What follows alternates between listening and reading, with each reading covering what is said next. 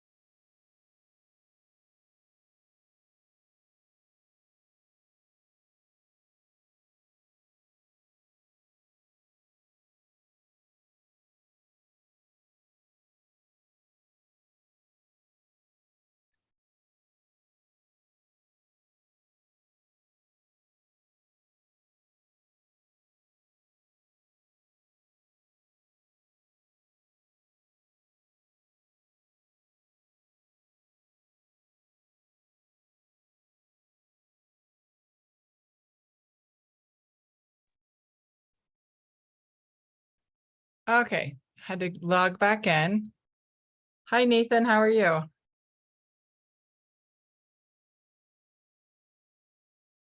see one person. Let me go ahead and put this in the chat. If you all want to introduce yourself.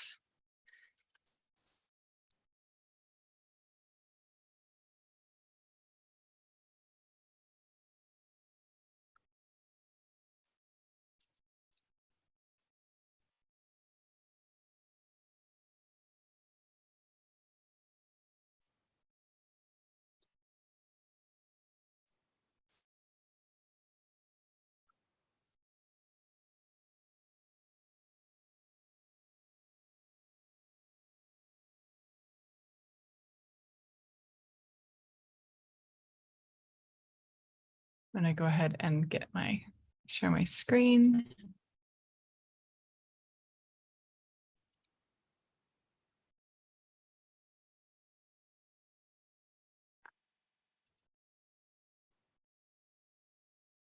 Let me put this here.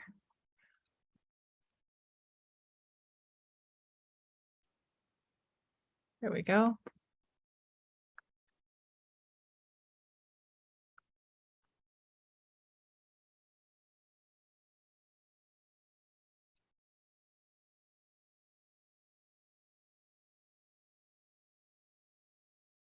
Hi, Timothy. The chat is disabled. The chat's disabled. Okay, that's good to know. I see. Let me see. These are some of the things that I see the chat. So Okay, I see somebody typing that. I put something in the chat. So let me see how. I see it, but we can't respond. Let's see. Okay, you can't respond. It says the host. Oh, let me see everyone. There we go. I think I just fixed it. Did I fix it? Yes, you sure did. Sorry about that. Okay, thank you. Thank you. I appreciate You're it. welcome. This is great. So as we're logging in, awesome. Thank you, everyone. Welcome. We've got a couple minutes until we're going to get started.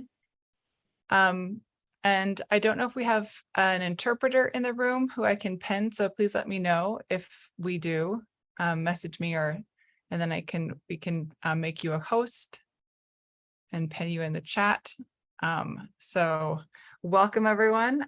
This is going to be really fun. We have lots of times to create. You're going to hopefully have a great time.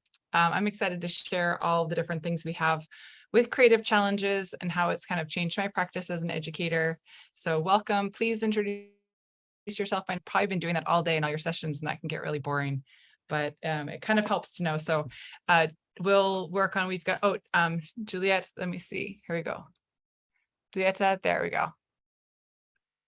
Let me make this super big and I'll share my screen again. I had to restart because there we go. I'm screen sharing. Zoom has gotten so much more exciting since I was using it with my students. So let me see, show active speaker video. Okay, here we go. Show everybody. I make this big. So let me see my video. Now I've lost the chat since I'm sharing my screen. Well, I'm going to move it over here. Wow, my Zoom skills have gone way, way away since pandemic teaching. There we go. I've got the chat back up again. All right, I've got two screens. So welcome everybody. We are sharing everything, and I'm sharing my screen. We have a participant page, which I'll share in a moment. We don't have this slide to share. This deck is, it's part of the evangelist team, so I have to double check if that I can share everything, but I will. Let me go ahead and go full screen, and I do have I have the participant page right here, which has everything that you need. I do have an ultra wide screen. I'll go ahead and make it bigger. This is the participant page. I'll keep putting this in the chat as we need. That is the Create-a-thon with Adobe's Creative Challenges. And then I will make this big view slideshow. How is that working? Can everyone see that?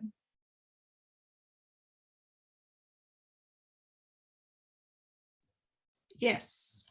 Awesome. Great. Okay.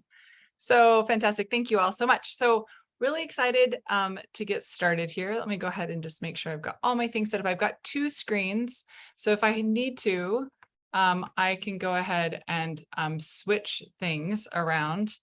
I'm just trying to make sure I have everything.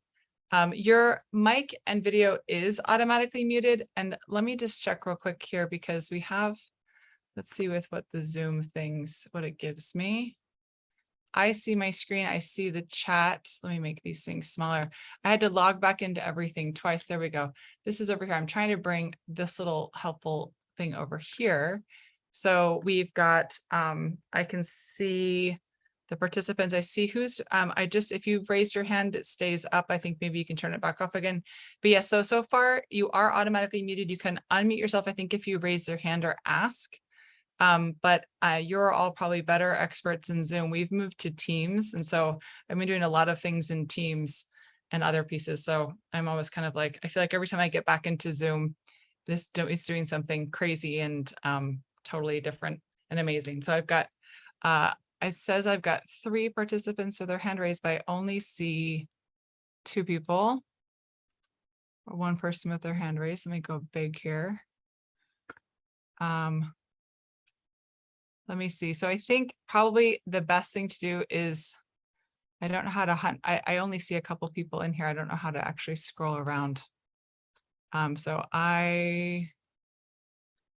we're going to go ahead and get started. If we can use the chat, that's probably the best thing to do. So like I've got participants here. Oh, great. Okay, so I can actually now move that over here. Yay, I'm getting all set up. You can see everything. I did practice this before in Zoom, but no one was in here, so it was a little bit crazy. So let me go ahead and if you raise your hand, I'm just allowing you guys all to talk. So if you want to just speak up, I'm happy and to answer any questions, and we can go ahead and get started.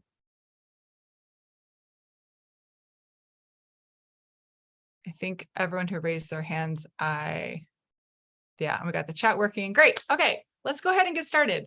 I did put the participant page in. I'll go ahead and pop it in again.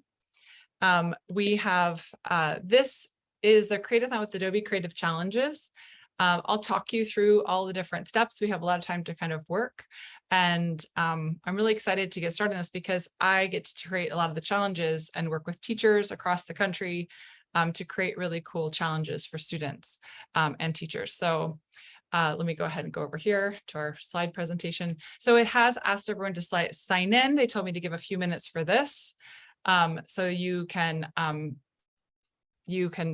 take a moment to make sure that you do that bit.ly dot welcome and or scan the QR code. So it says to do that once for the whole day, but I think that you have to sign into all your different pieces. So I'll go ahead and pop this into the chat as well. Oh, it opened that up for me. Ha ha ha. Just kidding. I don't want to do that. Let's go big again. I'll type it in for everybody. So some thumbs up when you're registered and everything's okay. So I know we can keep moving forward. They told me to give a few moments, but I'll put this in the chat, bit.ly/T.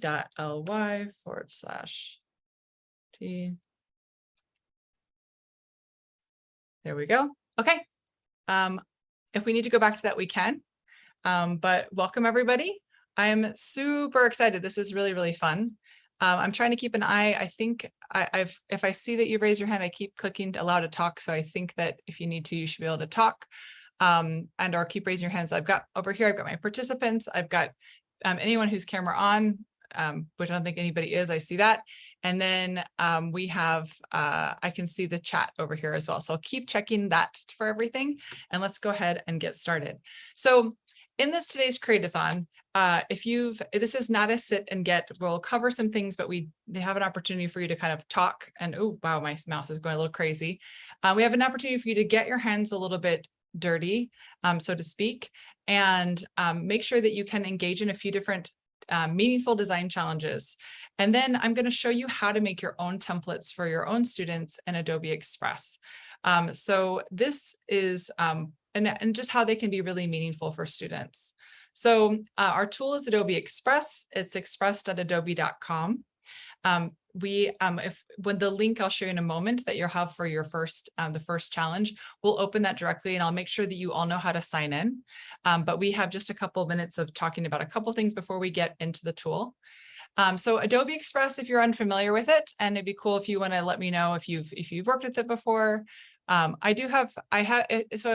you've raised your hands, I'm not sure if people still, if everyone who raises their hands, I do put the thing that you can talk. So if you just want to go ahead and talk or write something in the chat, I'm not sure if hands are still up because people have questions. So please go ahead. I've got Dale, I'm allowing you to talk. Everyone I think I've clicked on. Did you have a question?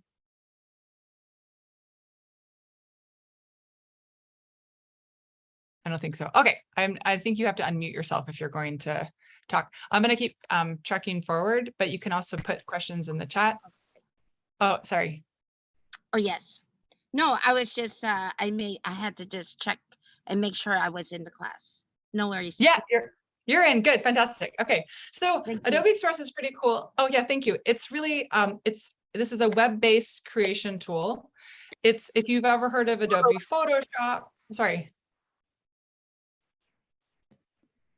Oh, so if you've ever heard of Adobe Photoshop or InDesign, those are pro tools that are really the industry standard tools. So Adobe has 24 different kinds of tools. So really from middle school, high school, they can start using those tools, but we have professionals using this. You get second graders using Adobe Express to create graphics, to create video, to create portfolios and web pages. It's really very intuitive and simple. My joke with my students, the last 5 years that I taught high school, but before that I taught really little kids. I taught. Oh, sorry. Oh, it's okay.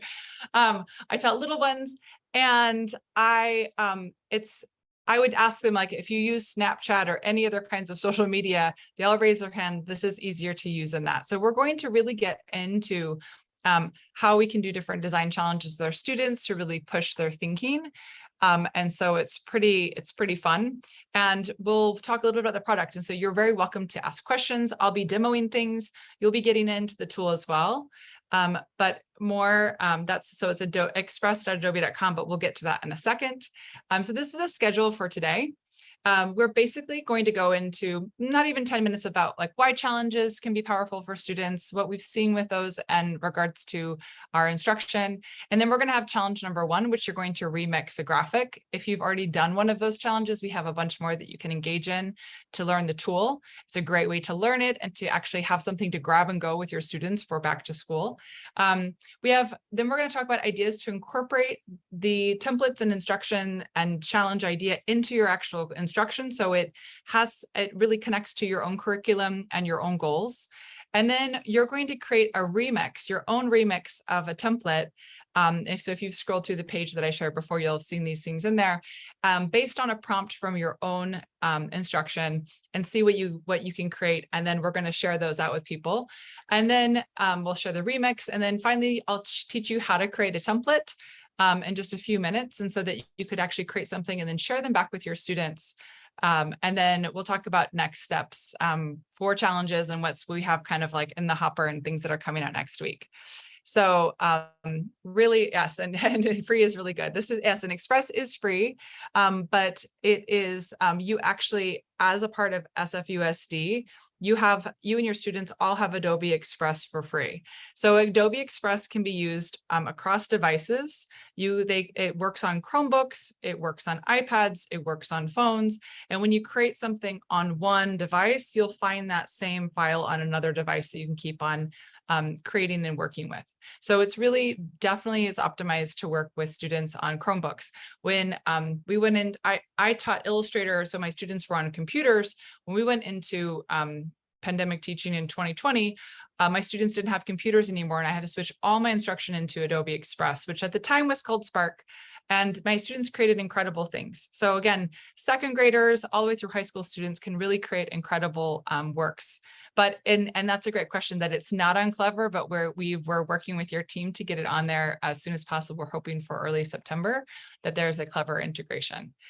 So I'll keep trekking forward, but thanks so much for everyone for in the chat, and I can see it. So as things happen real life, we'll keep moving forward with that. And I've got to get myself back through my 2 things. So what are challenges? They are fun. They're engaging. They're something you can sprinkle into your curriculum. You can use to help students drive creation. But they are a great spark for creativity. When we talk about our challenges are based around templates. And I just want to say that I know that, especially as an art educator, a lot of people are afraid to give their students templates because they think that so much of the work has already been done.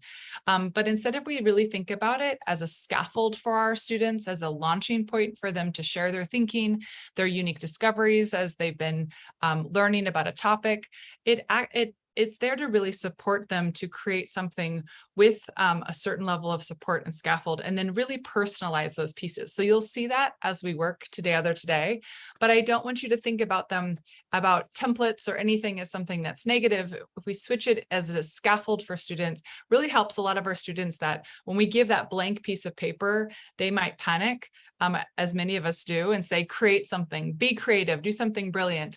Instead, we say, hey, start here and make it really brilliant and make it your own. It really shifts how they work. So our first, just talking about creativity in general, it's possible. Adobe does a lot of research into creativity. And it says, is it possible to quantify the value of essential creative and digital literacy skills? And we have done research and found out with Civitas and LinkedIn about creativity and how we can actually prepare our students for the future. So in this research project, we found that studies revealed that students who got to engage in more creative work, especially with creative tools, they improve their students' grades, and you can read it here on the screen, but developing key skills leads to quantifiable outcomes across student segments from first term to traditionally underserved students. It improves students' retention, and there was a measurable value to students, making content and curriculum easier for them to retain the information. It improves post-grad job job prospects. My words are not with me today, and then improves long-term career trajectory. So making sure that we really give our students the opportunity to develop their creativity is a big thing that we can do for them, and just by sprinkling in different kind of creative opportunities. And so creative challenges are a great way to do that. Bringing that in a fun way. And then for all of us, we're all here because we really believe something important about creativity in our students. And I love this poster that was actually a challenge, and we'll show you all the different challenges we've done in the last year. But she says, in this classroom, we believe that creativity is a right. Your voice matters, your story is important, and we can do hard things and everyone belongs. So I love this because I do think creativity is a right, and giving kids those opportunities to do that is a key part of it. And even just 15 minutes can make a big difference for students on how they can express their thinking. So we're going to go into the tool now. I'm going to make sure everyone knows how to sign in. And we're going to do our very first infographic about ourselves. So this is a great back to school activity, although I will tell you that we have a new one coming out next week, which we've been designing, which I'll give you a preview into today.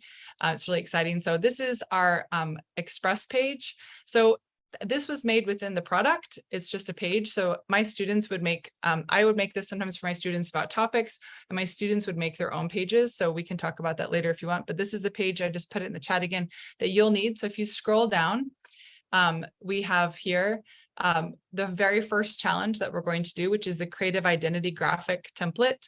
It's a little button right here that will open up the remix template for you. And this is what the template looks like. Everything on here is editable and replaceable, but you'll need to log into Express as you go through this. So I'm going to click Remix This Design. And I'm getting this screen because I'm going to log in and make sure everyone shows up. What you're going to want to do is you're going to want to click Continue with Google, but don't do that. So if you've moved ahead, take a couple steps back.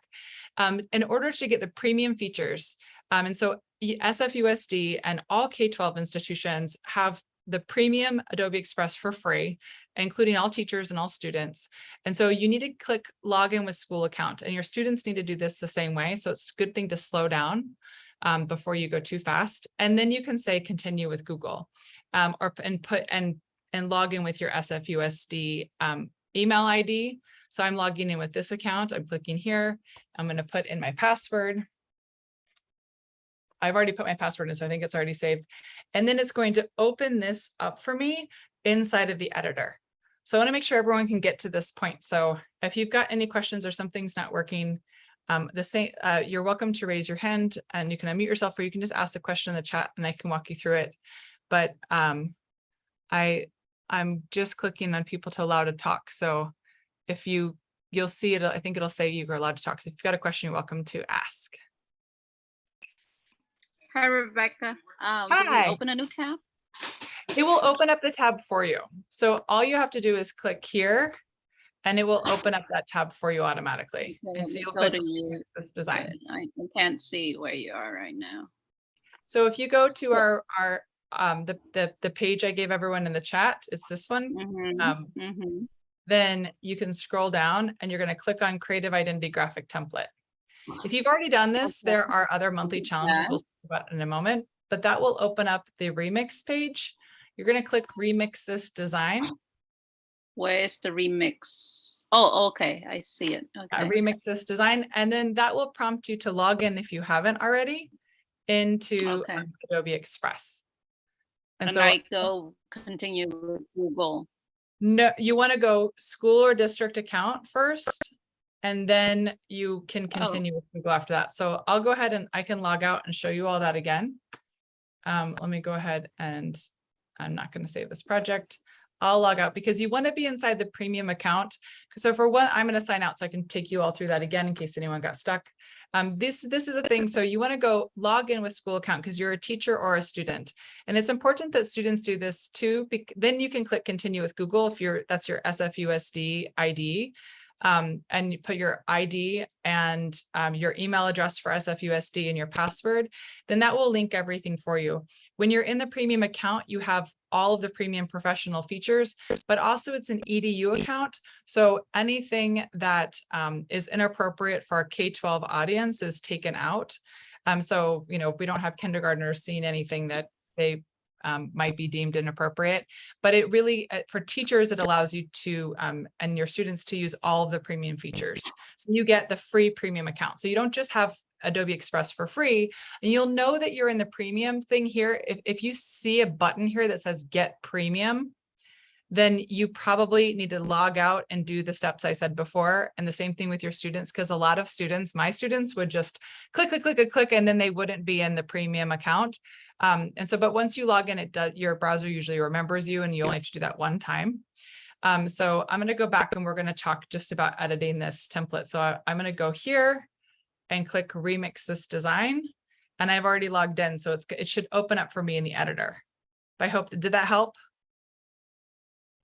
I clicked with Google, and then it takes me here and then asked me to sign in through my email anyway. That would be okay, right? You want to make sure you click teacher or student account first. Yeah. Oh, So I did not do that. yeah, because otherwise it's going to log you'll end up being in a non-premium account because you didn't say you were a teacher or student. That's why we got to take that step. How do I go back then? You can just go back. If you go back home, I'm going to say don't save. Up here in the top right corner, you can sign out of your account. Let me watch you. So you click sign out. So you'll have like a little thing over here.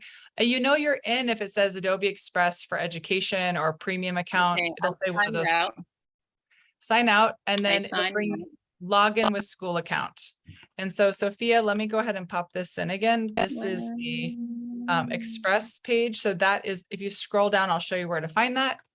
Everyone else, maybe you're already in and tinkering around. I want to give everyone a quick demo. So you're going to click, you need to click here, and your students need to do that as well. And then you can put your email address in here or continue with Google, but you want to always say that you are a classroom or school account. Okay, Because otherwise you're signing yourself in kind of through the Google email address instead of your SFUSD one. So if you see a big button here that says go premium, you didn't sign in right. You'll still be able to do everything we're doing today, but you won't have all the premium features. Once we get the add-on into Clever, this won't happen anymore. You won't have to stress about it, but that's the, because that will automatically link everything through. But if you're going in this way, so let me go ahead and just show everyone one more time. So this is that page I just popped into the chat. And so you scroll down, and this is our first challenge template. So we're going to click remix this design. I'm going to go ahead and show you some things to do to change this up. And so please, thank you. Keep asking questions in the chat. I'm trying to watch everything and make sure. So what's really cool is that everything on this template is editable and replaceable. So this is just a model's image. You can replace this with your own. Every text can be changed, all the colors, all of the graphics, all of the icons. You can put a background image in or a background color in, everything. But let me tell you a little bit about the interface first. I know my screen is big. That's just the size of my screen. If we want, I can make it a little bit smaller, but it usually lets people see things a little bit better. So on the left, if you're in Express, on the left, you have text, you have photos. This is where you're going to add stuff in if you're creating in here. And on the right, when you click on anything like this picture of this model, you'll see a little panel will show up, and it'll tell you like what you can do to change that image. So that's your properties. And what's cool about this is it's exactly how the pro tools are for Adobe. So we're kind of teaching students and young students and older students how to really work in pro tools and how to kind of already map across the app, how to do things. So it's really helpful. So the first thing we're going to do is we're going to change out our picture. And so we're going to click on this picture of the model. So you have a couple of ways. You can click anywhere, and you'll see that a little bounding box will show up, and you can start to edit the pieces. So if I click over here on this text, you'll see that it'll change and say edit text over in the, so it's a good thing to, make sure that I'm minimal. If you want to take a moment, I'm going to show you a couple of things, and then we're going to give you 10 minutes to kind of work on this, get used to it, ask questions. I'll show you how to do different stuff. So let me just do a quick demo of the things that you might need to know. If you are already a pro at this, then go ahead and start manipulating this, or follow the link I put on the page for other challenges. So here, I'm going to go ahead and change this image out with my own. I can also click down in the bottom right corner. That's where my layers are. And you can see everything on here is in a layer. So if I can't grab something, I can click over here on the layers in the bottom right corner. If I don't want to see my layers anymore, I just click anywhere off the screen. So I'm going to change my image and I'm going to show you how to change text and fonts. So first, she's amazingly beautiful, but I'm going to replace it with me. So if I click on the model's image, you'll see the edit image panel will show up in the top right corner. I'm going to click replace. And then over here where the photos are, you'll see a bunch of different stock photos that are all free for your students to use and for you to use, but I'm going to upload my own photo. I have a headshot of myself somewhere. So let's look at my downloads. Let's say headshot. So hopefully you have a Bitmoji or something that you love, you can bring inside. So I'm going to bring this picture of myself in and I'm going to click open and it's going to replace it. What's really cool about us is that for this model's picture, we had the background removed on it. It's a little button. And when I replace it with a picture of myself, it will automatically remove my background as well. If you're somebody who likes Bitmojis, you can bring a Bitmoji in here. You can bring a lot of different kinds of images in. So you'll see that now my background picture, the background's been removed. You can even see like my hair, like my frizzies of my hair have been cut out and my picture's been put into this place and it's selected so I can grab it and I can move it around. The bounding box around this has a little dots. You can click on those to make your image smaller or bigger. Yeah, so let me show you how to put in a Bitmoji. You have well, there's two ways you can actually put a Bitmoji in. So if I don't actually have, I have my Bitmoji on my other account. So let me make this smaller. So if you've saved your Bitmoji to your desktop, you can find it there. If you want to bring in, so let me show a couple more things and then Ms. Lee, I'll show you how to put the Bitmoji in first so I can get everyone started. So I'm going to put this picture of myself in and I can make it bigger or smaller. You'll see some things are in front and some things are behind. I can click on any one of these little elements and move them around because this is just my starting point. So I'm going to move this down so it's not covering my face. And then of course I want to start changing this up to be something that I like and really represents me. So it's true, my favorite subject is art, but we're going to pretend like it's something else. So here I clicked on this, you'll see that the bounding boxes around it, I've selected this and my panel changed over here. So I can change my favorite subject to be math or English language arts or whatever I like. And you'll see that I change it over here in my text, edit text button, and then it changes automatically here. I can grab this and make this bigger or smaller, of course, and I can also change the color over here in my edit text button. So maybe I want it to be orange like my hair, or I can pick another color out. So over here, if I click on that, you'll see that it shows me colors that are in the current palette. If I click on more, I can see all these different colors, but a pro feature on this, which is super exciting, you go up here. On custom is I have a little eyedropper tool, so I can actually pick a specific color out. Like let's say I want the color of my hair. I can pick that out and it will change, it will add that color in. So now it's the color of my hair. So that's true of any one of these shapes. When you choose a color, you can choose the eyedropper tool. I could pick out the color of my shirt or anything. I'm not wearing anything particularly color. Let's get my lips. There we go. That a light pink color.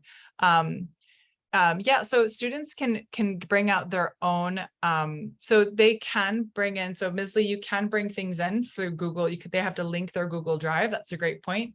So if students want to bring photos in, they can always download photos into their Chromebook downloads, or they can click on the three little dots here and connect to their Google Drive. That's another way that they can do that. You can also copy and paste images in. So I'll show that with Bitmoji in just a second. So you can take a moment and change out the different, click on each one of these texts. So how many students you've taught, you can change the prompts. So that's how you change text, is just by clicking on the text box here or through the panel on the layers, and then just clicking into the text box and changing it. So I've actually not taught 5,000 students. I have about 3,800 students that I've taught. And so my biggest success was probably teaching pre-K. That was really fun. That might be something. So what your biggest success in teaching? So obviously I'm not Mina Thomas. So I'm going to click over here, click on that, and then just change each one of these text pieces. So this is a great one to get started off for the year because your students, you can get to know your students. It's really quite fun. And then, and they get to learn a new skill. And then these can be, shared digitally, or they can be printed if you have a printer. There's a lot of different ways that these can be shared. They're really quite cute. But I want to go ahead and change. I'll show you how to change some colors as well in a second. But I want to talk to you about the icons. So you see we have favorite foods over here. I'm going to click and change the ice cream cone.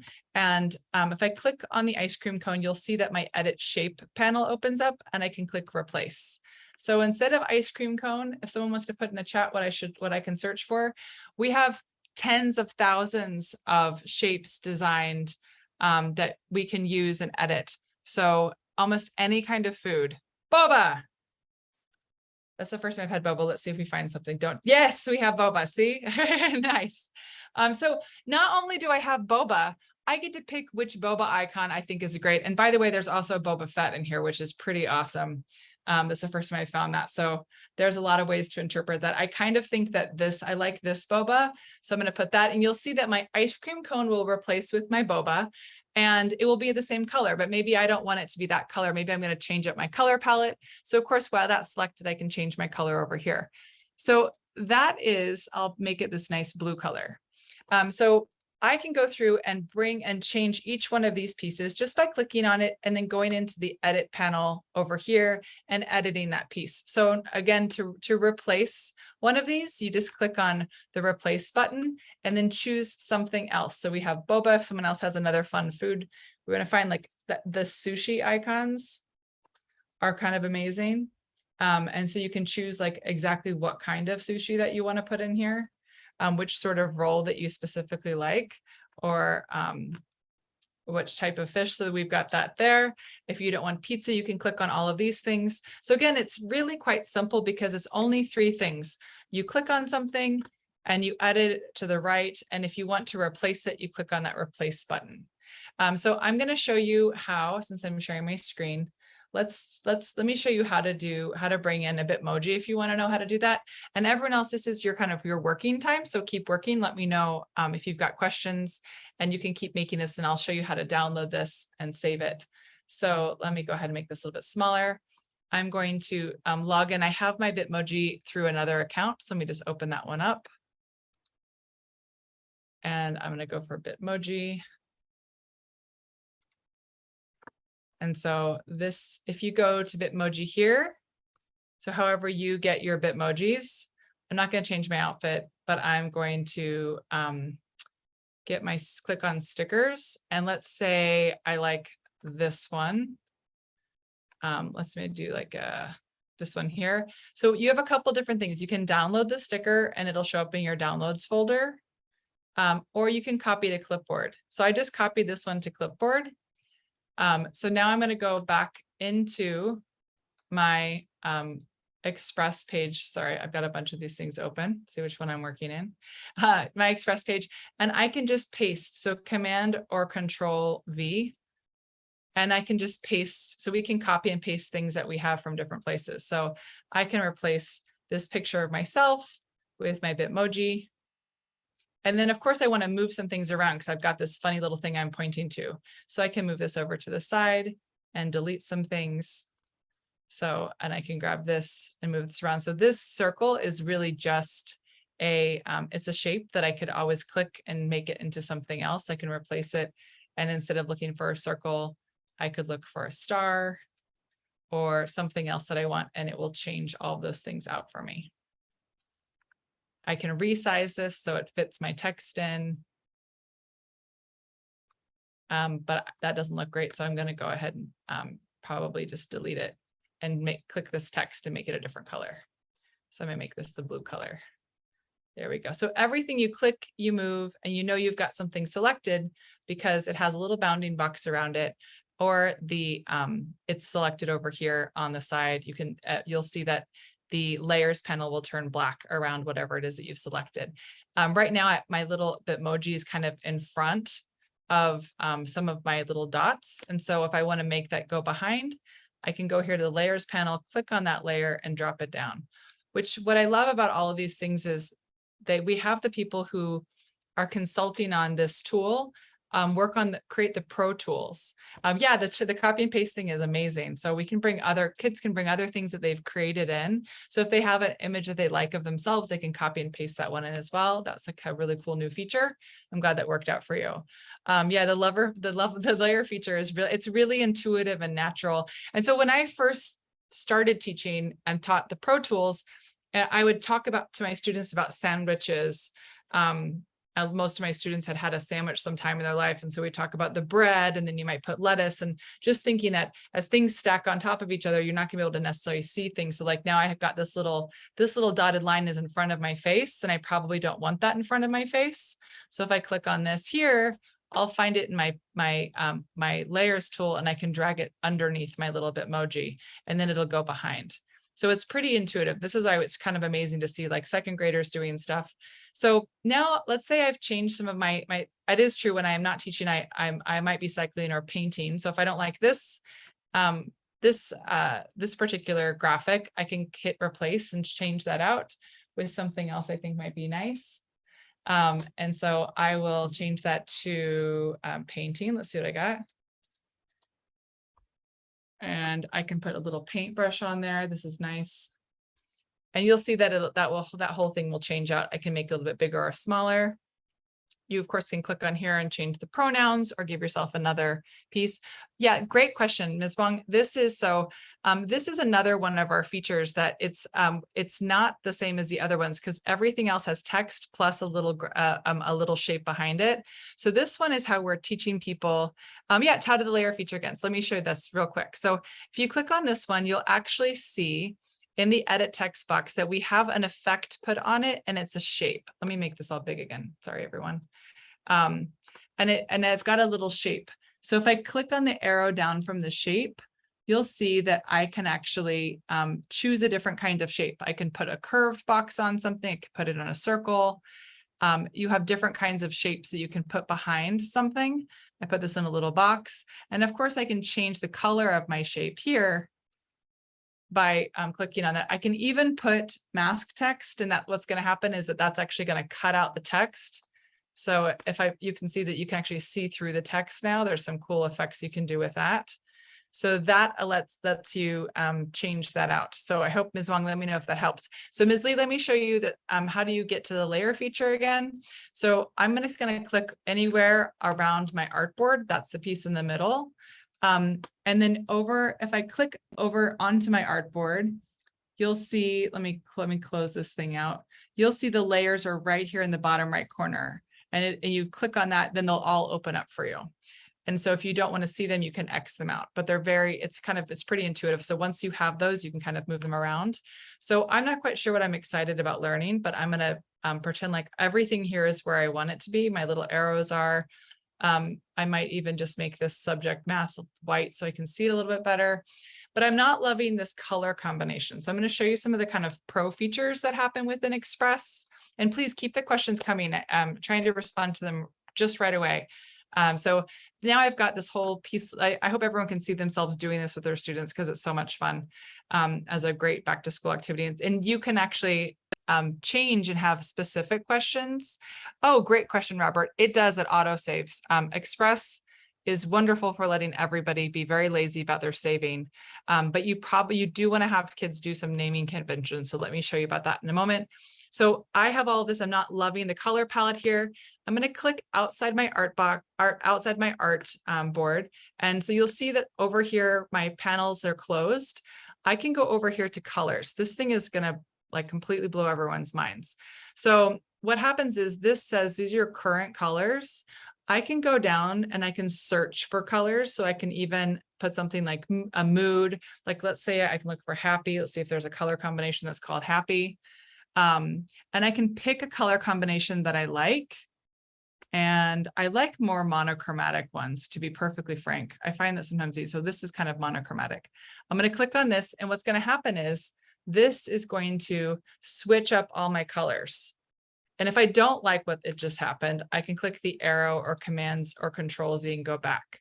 But you can actually, so I'll show you that all again. So it's clicking off the artboard over to colors. And it's basically saying, hey, do you want to like totally recolor this whole thing? Now, before I would ever do this, I would have my students make a copy of this and try some different color things out. So, because sometimes we end up making changes that we don't love. And so we have this new feature called multi-page. So we're going to click view all pages down here at the bottom. I'll go back out of that again. So if you see there's 4 little boxes, it says view all pages.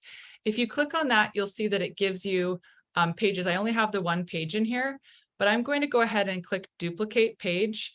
And now it's duplicated this page to another one. I don't know why it changed the background color. That's weird. But I'm going to, so I have now a copy I can work on. I'm going to double click on that. It did give me a strange background color. I don't know how that happened. That was a mystery. And I'm going to play with the colors on this one. So I'm going to hit colors. I'm going to click on this. And so now this is recolored this. And I can say I like it, or I can hit this little this shuffle button and have it shuffle my colors until I get something that I like. And also I've got to think like what's readable. This is actually pretty readable. I might want to go by hand and change a couple of pieces out. But what's fun about this is that you can give your students and say, hey, I want you to change everything.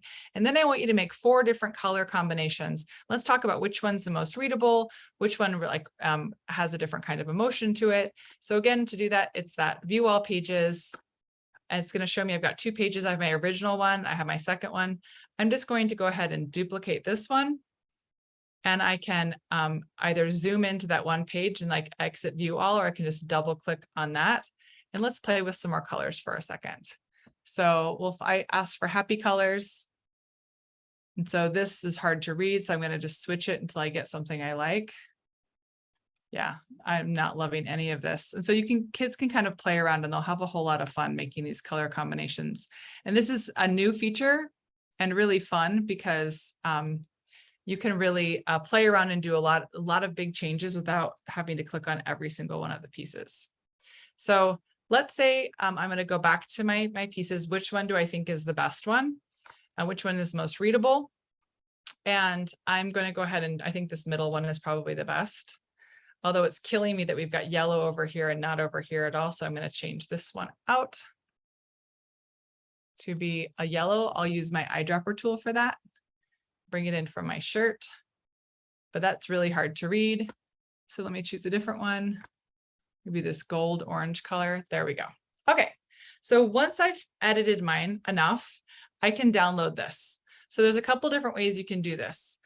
You can download it, and I'm just going to say this page, I made multiple. I just want this one, and I'm going to make it a JPEG. That's going to be a really easy image for people to put into Google Classroom or share. So I'm going to click Start Download. And then that will download into my download file. But before I did that, I should have done something else. And I always forget this. Over here in the top right corner, it says My Project. I definitely want to give this an actual name so I can find it again. So I'm going to call this like About Me graphic for SFUSD. And so that's a great time for kids to actually learn to make sure that they save things. And I spell things correctly. There we go. And so now that's saved for me and it says, and it has that name. So when I go back to projects, it'll have that name and not my project 1, my project 2, my project 3, my project 4. If you want to share this out on social media, you can, of course, just link in the JPEG, or you can click share and you can actually publish the page and you can publish it and actually create a link that people can find, and so you can link that in. I don't like doing that as much. I prefer just to have the JPEGs, but that's really kind of like what everyone likes to do. So that is our very first channel. So can you move the shape and text together? Absolutely. Let me show you how to do that. So of course, if I click over here on this text, I can click on it and I'm going to move it around. But if I want to get this plus the back plus this piece right here that's not connected, I can hold down my Shift key and click on that as well. And it's going to select both of those. It's going to actually give me the opportunity to either like I can align them differently, and I can actually group them if I want to.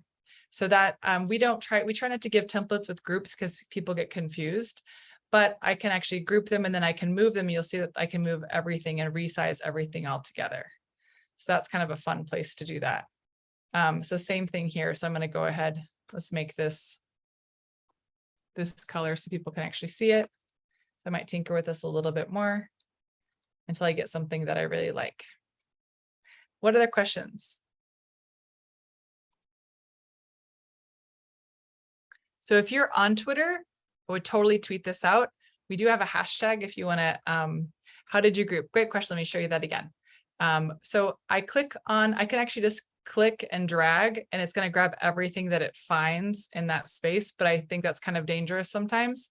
But if I click on like text and then a shape, I like to do the pro way, which is hold down the shift key, and it lets you select multiple things. So I can keep selecting things that I want to group together.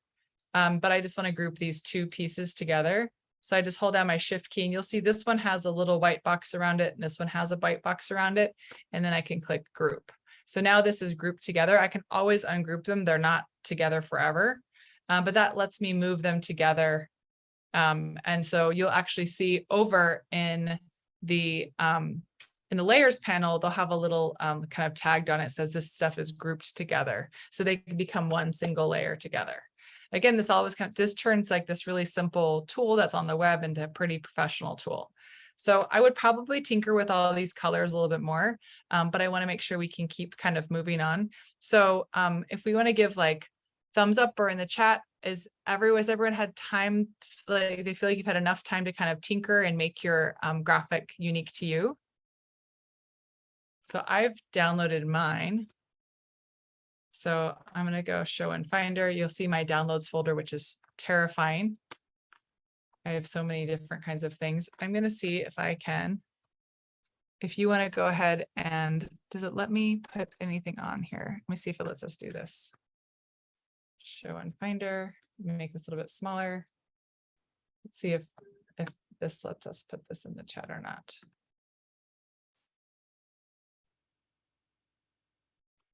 Not sure where my Finder's gone.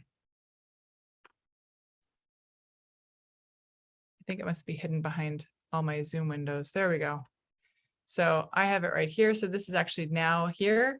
I'm going to see if I can pop this into the chat if it lets me do that. I'm not sure if it does. The Zoom chat let us put images in. Oh, it does. Oh, it seemed like it was going to. No, it's not going to let us do it. Yeah, it's not going to let us do that. But you can, if you want to share these on social media, you can tag me. My Twitter handle is at Rebecca Lou Hair. And for Adobe Creative Educators, our hashtag, if you use them, definitely use one for today, but it's Adobe EDU Creative. And we can find those and amplify those things, and we can follow each other.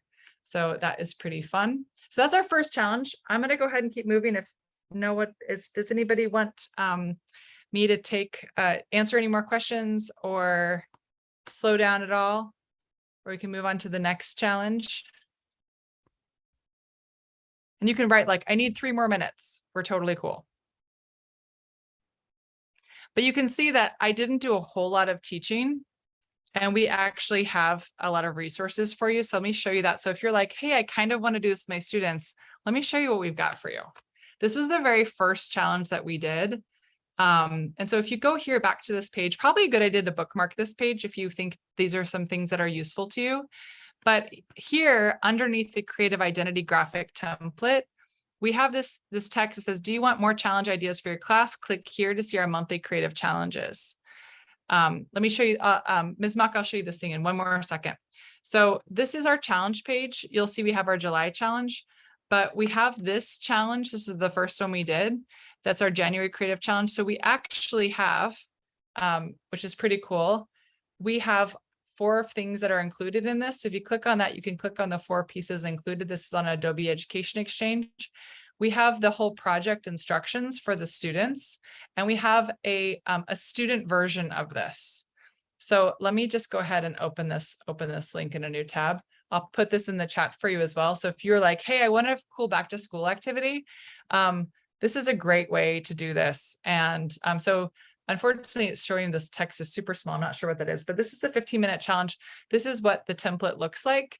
And we change this up for students because, like, you know, what are you proud of yourself? Like, what are you excited to learn? What are you going to, how are you going to change the world? There's lots of different ways for them to do this, but that's a template. And then I made this instruction video to teach your students. So if you're like, I kind of get this, but I'm not sure if I really want to go in and do all the training, your students have this short video to learn and how to learn Adobe Express and how to do this. So this is that page to link it for you. But if you're ever curious on how to find it, it's just our creative challenges on the Adobe Education Exchange. So we have new ones coming out all the time, which is right here. So we have a poster one, we have a reflection one, we have a summer plans one, and this one is about a summer portfolio. So it's a really fun, that's a great fun back to school activity to get to know everybody in your classes. So Ms. Mock did ask how to change things. I'll show you the layer tool one more time. So here, like, let's say I want to put my image on top of these little dots here.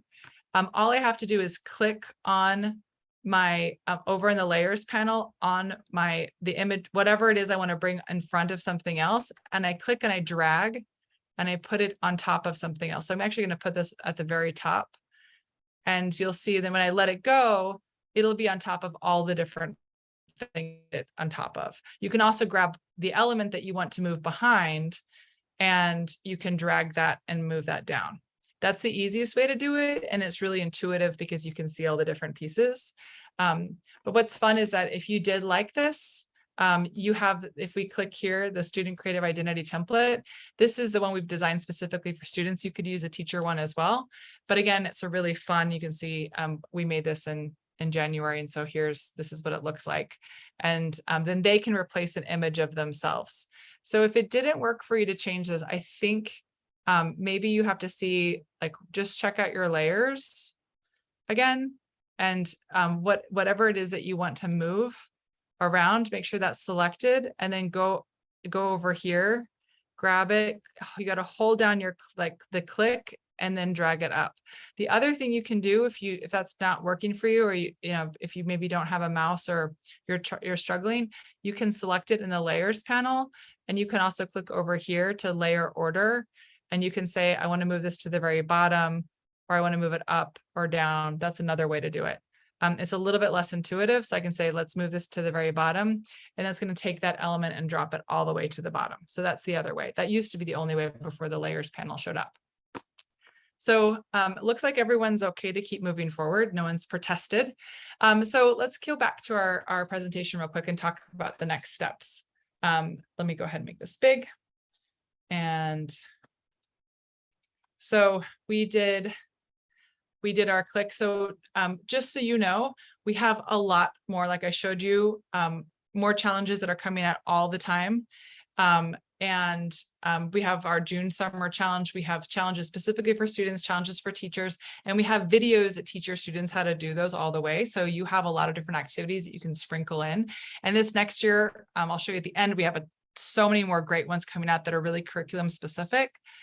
So that's, there's more to discover there. But the real question we always get is like, how does this really, this was a cool, fun activity. That's wonderful. I got to know my students, but how can I really think about changing this into making sure that that creativity comes through in my instruction and with my students? So here there's really easy ways to actually infuse these into or templates or things that you find in general into your own teaching and learning. So you can use a current challenge that we have or any of the past challenges and just give it a new prompt and say, okay, take this same template, but this time I want you to do this new thing with it and give that to your students. You'll be amazed at how creative they are. You can find more challenges on Adobe's Education Exchange, which we have linked on the page. And you can also create your own remixable template, which I'll show you how to do in a little bit, which is actually our next challenge. I love this. Jeff Glade is a good friend of ours and an Adobe creative educator. And he had his students change out the identity challenge that we just did and have them pick a historical figure. I've seen teachers do this with a character analysis and have to analyze a character. And you can even make sure you add this, this, and this into the instructions, and then you just give them that remix link and see what they create. That's been a really fun way that this has been reused a lot, especially by our literacy teachers. But then we've had our math teachers remix this too and have them explain a math concept with the same template. it. And so it's really fun because I feel like it's kind of the gift that keeps on giving. Once they know how to change the different pieces out and they understand what to bring in, how to change things, then it's really like, what can I give them? What kind of challenges, what kind of thinking can I actually ask them to do? And so we have hundreds of these that are shared on social media, and I think it's really impressive. So I hope that your gears are turning a little bit with this. But what we're going to do is our next challenge is to create a new prompt for the poster challenge for your own class. So pardon me, this is the poster we're going to work off of. And honestly, if this doesn't work for you, work from any template. I can show you how to do that.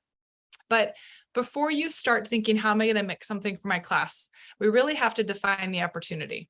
And so here it's like we have a title, and it could be like, what are three things? What are three key reasons? We have an image that can be switched out.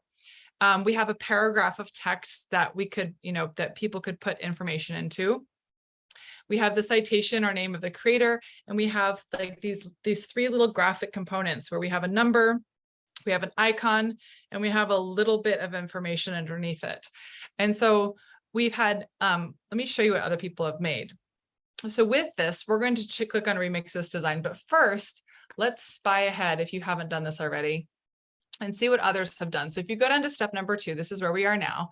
This is actually the template. If you click on this, it's going to remix just like the last one. But let's look at the Padlet first. So we've done this with hundreds of educators all over.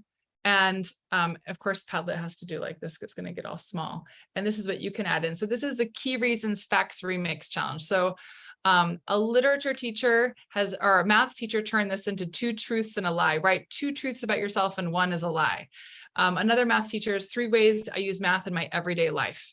And give that to a challenge to students to come up with. So obviously there has to be a wide net, lots of different things that people will be doing and that students can respond. So it's unique. So if you say, what are the 3 reasons and we had a teacher do this, like, what are the three reasons that the Civil War started? What are 3 reasons that, are pieces of evidence about climate change?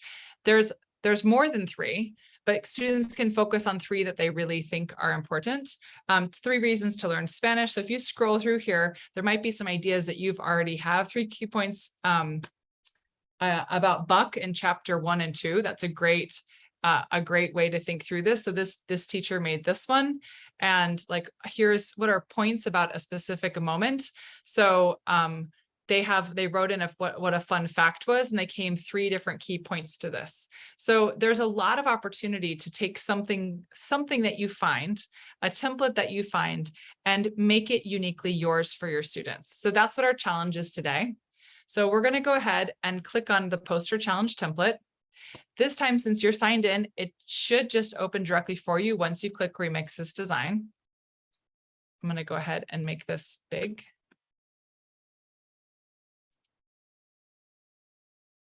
And if we want, I can switch. If you're having trouble seeing my screen, just write in my thing. I can switch up both my screens and reshare everything.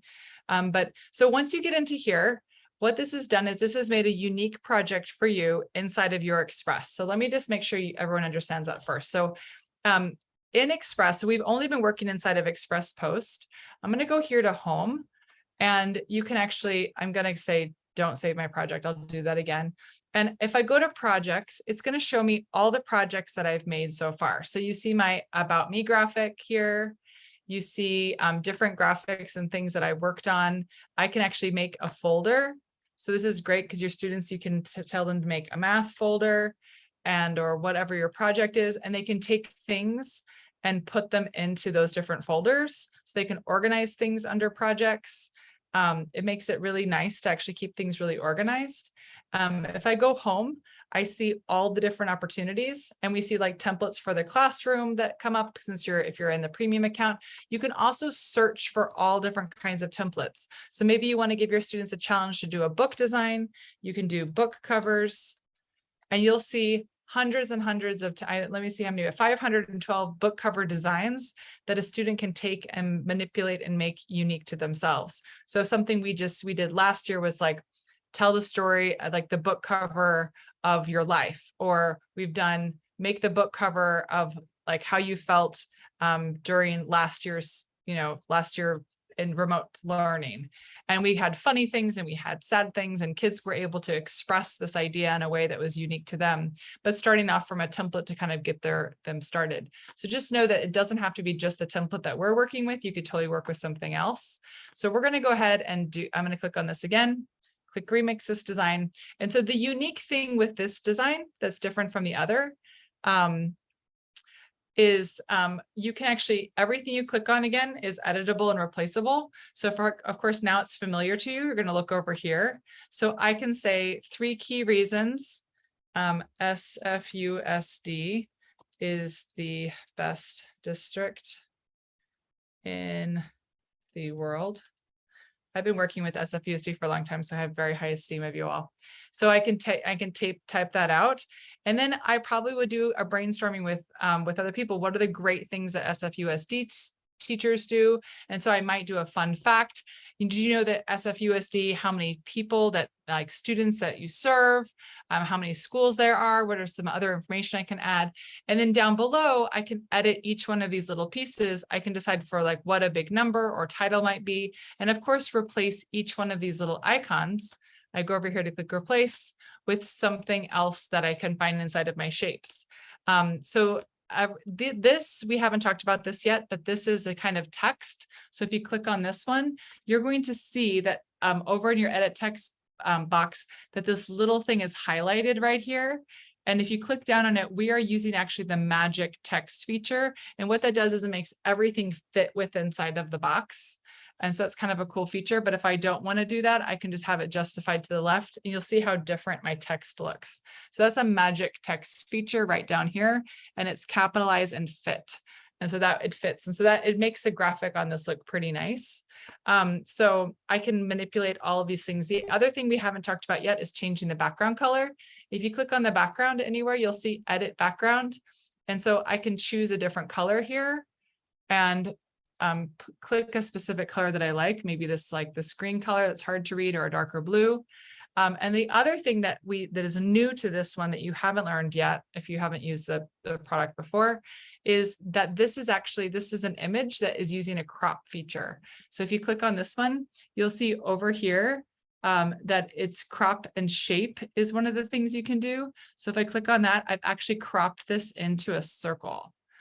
Which is kind of cool. And the other thing I've done here is I've added a filter on here, which is a duotone filter, which is just that pink and blue filter, which I can actually change those colors out and make it match. So I'll show you how to do that just now. So if I bring in a photo, let's see if anyone's still awake and paying attention. What's something I could search for in photos? Because it's really fun to search for something totally random inside the photo thing. Make it, SFUSD appropriate. But what's something you can search for? And I'll bring in a picture and show you how to crop it. Books, pillows. Let's go for pillows. That was the first one. Pillows. Okay, so what do I find here in pillows? Oh my gosh, so many pillows. So let's say I like this one of not loving any of these pillows so far, but let's say we're okay with this one. This pillow on a couch. So I'm going to bring this picture in, and it's just sitting here floating, and it's not very pretty. I can make it bigger and smaller. So I'm going to make it kind of big so we can all see this. But it's in this rectangle. I'm going to add a crop feature. So let's choose this one. I can make it a circle. I can put it in a triangle. I can put it in a heart. So let's put the pillow in a heart. So I click the heart button, and you'll see that it will crop the image into this picture, into that shape. And I can lift it up and move it around and make it fit the shape. I can also make the shape smaller. So if I just really want to focus on this one little pillow right here, I can do that. And then when I'm done, I just click to the check mark. And now I've cropped this picture of a pillow into a heart. Seems kind of silly, but it can be really fun. And then I'm going to show you the duotone filter because I think it's the best thing ever. So if I click on filter, I'm going to turn filters on. And duotone is the coolest thing because it turns everything into just 2 colors. So I can play around with different colors that show up. Let me make this big again so everyone can see it. But like, look how cool that looks. And if I want to, I can also pick out my specific color. So let's say I want it to be yellow and the blue of my background. I can use my little eyedropper tool and choose that blue background color. And now I have it and it actually matches So I could say 3 reasons that pillows are essential for my couch. And of course, just like before, if I want this to show up and be behind my text, for our power users, I would click on this and make sure I move this down below my text, or move my text up on top of all of my features so that I can move it behind. So does everyone have some, and so Ms. Chen, just to answer your question about the best way for students to share, I found this to be really kind of personal for different teachers. We do have a new feature that it's linking into Adobe, that Adobe Express is linking into Google Classroom, and you can actually assign things through Google Classroom, which is a really cool feature. The really easiest thing I think to do is to have kids download their JPEG and share it with you and upload it as an image in Google Classroom, because then you kind of keep a record of that. It makes a folder for you, and then you have like everyone's artifacts so that they're learning. So in case something happens and they lose it, you have it as well. That was my favorite way. So I had always have my students click download, and then I would have them choose JPEG and they download it. The other thing we have them do is you can also have them share, and then they can publish. Be real careful not to have kids invite you to their projects, because then they make you an editor. And like, you really don't want that. You don't want to have to edit your kids' work. And then sometimes, depending on the school, it makes you the owner of it, and it can be hard to get their ownership back. So that's the next piece. So I want to give everyone probably, let's say, so to make this, I'll create my own and ask questions, and I can show you how to do that. So does it stay in the Adobe realm? So when you publish, it creates a unique URL for your work. So I'll show you what it looks like. So publish, I'm going to get my link.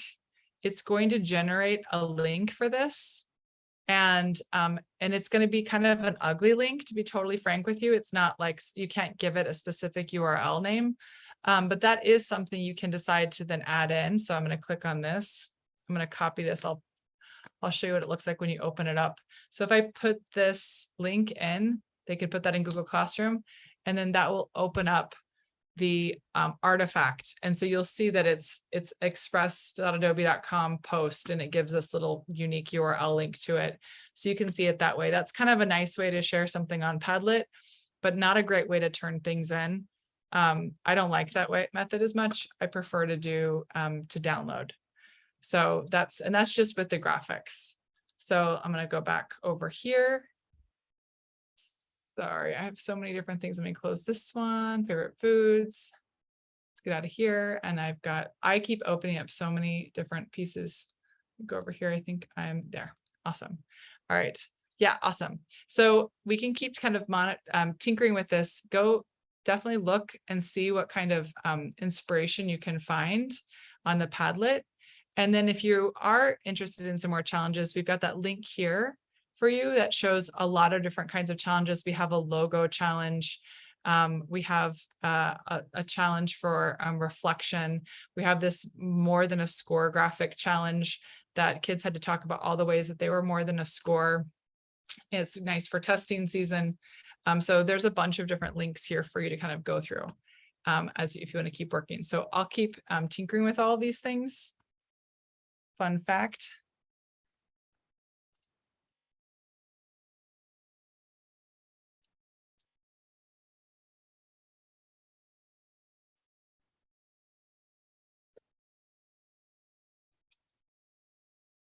Actually, let me make this really serious. So I love that reasons SFUSD, but I might say 3 key reasons that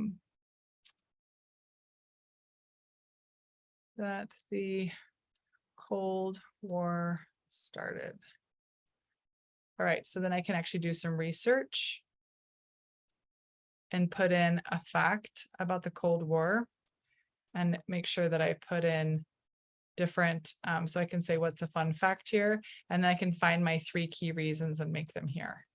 And so that's this. Right now you can make yourself an exemplar of something that you want to tie into your classroom for later. So as you keep working on this, I'll tinker with mine. I'll be quiet unless anybody has a question. And let's go ahead and we are trying to translate. I'm in Central Time. So let's do let's keep working until 45 past the hour, and then I'll show you how to make your own templates.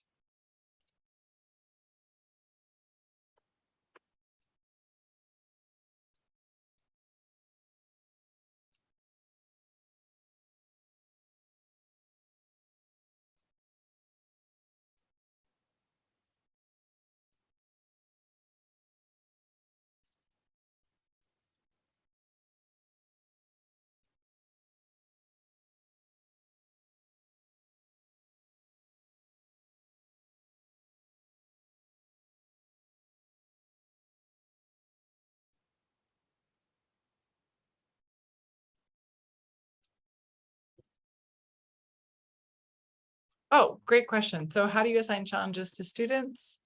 I was actually just looking on Britannica to see if I could learn a little bit about the Cold War and grab some things in there. So we have here, if you get these pieces, we actually, what I would do is you can get the template link. So like, here's this one, the template link, you can copy it. So you can copy this link that will show, it's going to open up directly for me because I'm already in the remix space, but you can get the link for them and put that into your LMS, and then they will open up that, and then they can edit it and then turn things into you. And we also have, like for this one, we have the educator project instructions.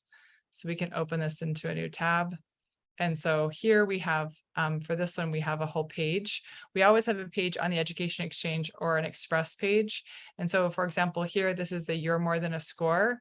We have the April Teacher Challenge part. We have a video instruction on how to do it. And then we have our student challenge here. So this is our student-facing instructions. So you can actually assign, just give students the Express page link. Let me go ahead and I'll pop this in for you, and you can see that this page has everything that you need to, so it has them, this is where they click to get started, and then that will give them the remix link.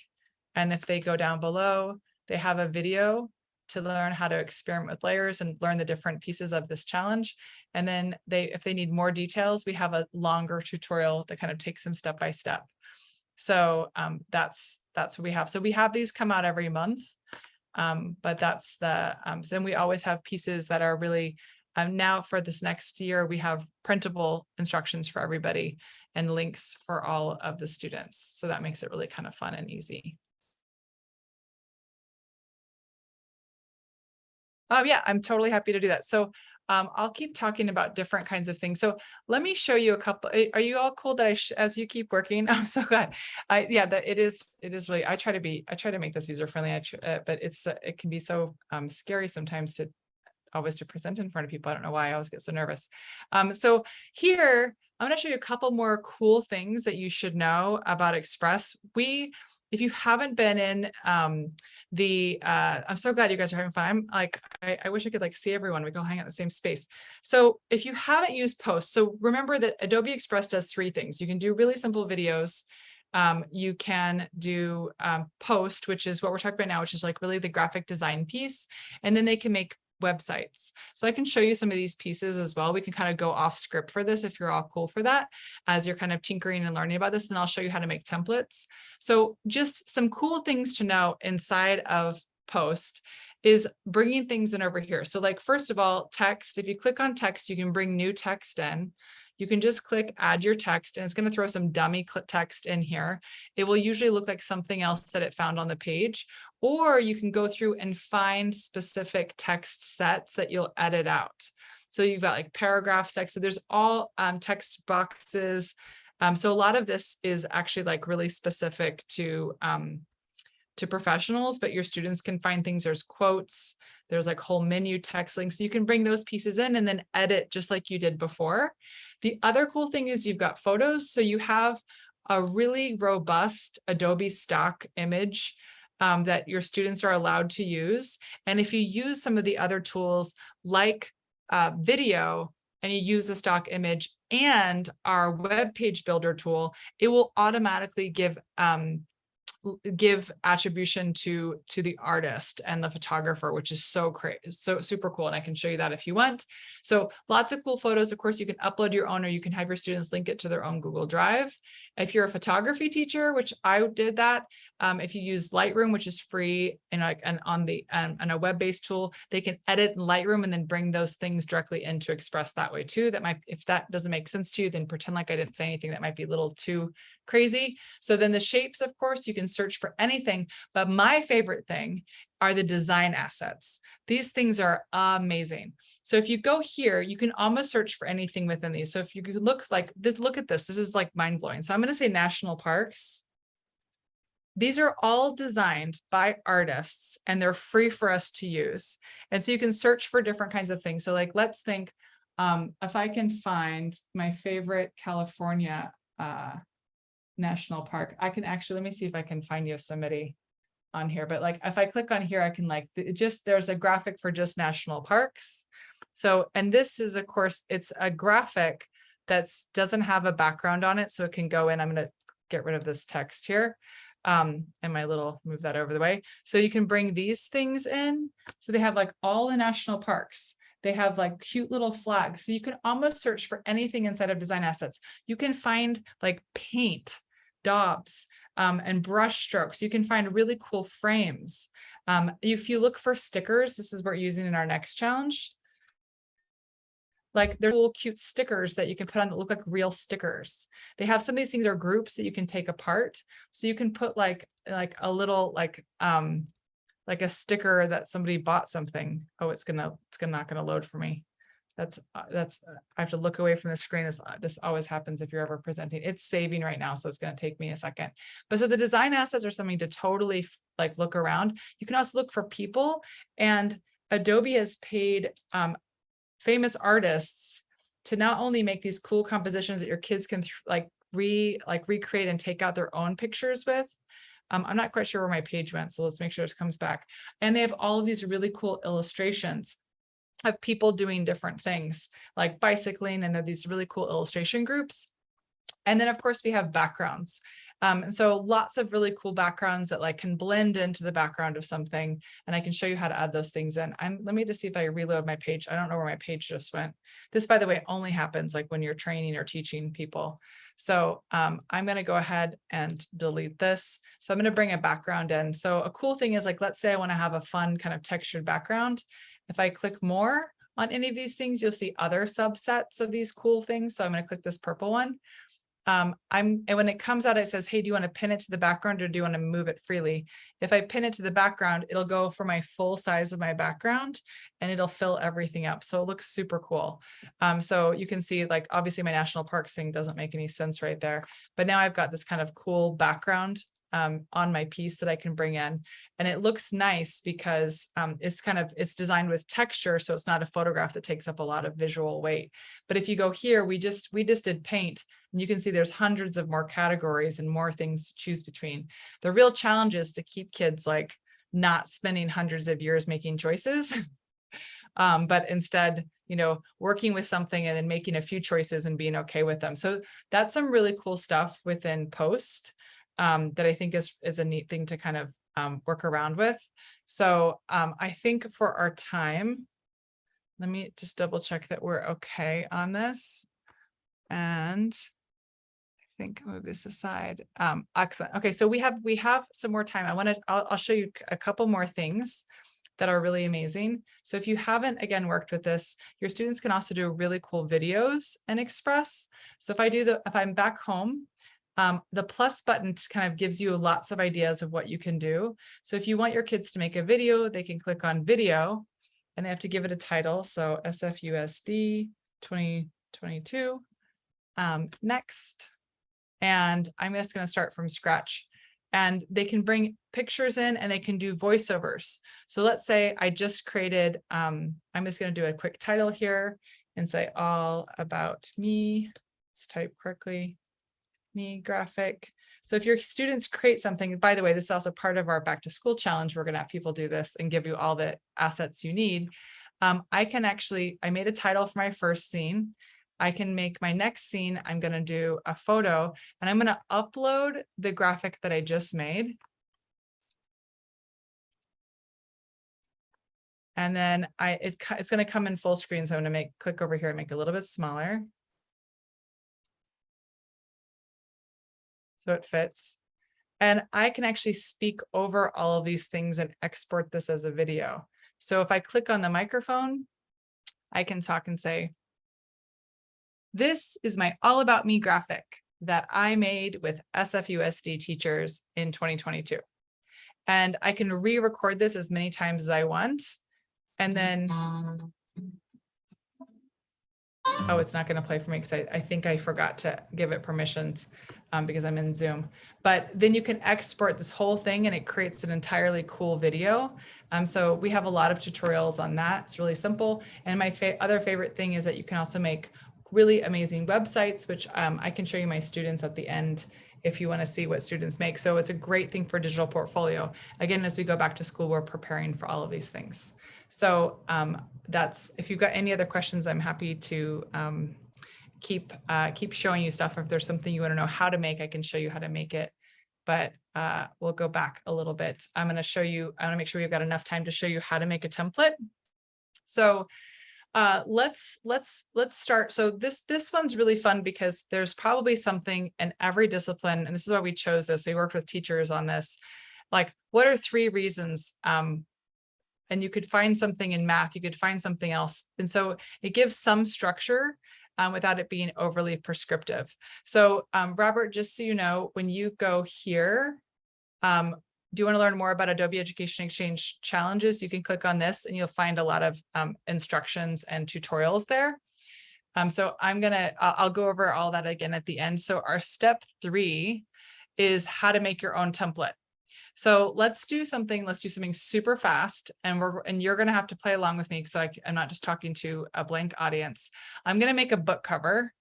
And so I'm going to go search all templates. I'm going to say book cover, and it's going to be the book cover about, we'll just do like being a teacher. So I'm going to find one that I think kind of could work. Let me grab one. All right, maybe this one, start from this one. This is probably not the best one ever. So so what is a title I can give this book cover? I can say like title, all about, so start to think about this. I'm going to give this to you as a template if you want to play around.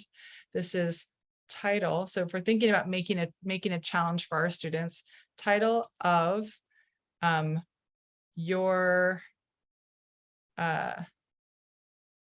what are we going to say? Like your, what do we say, like last year.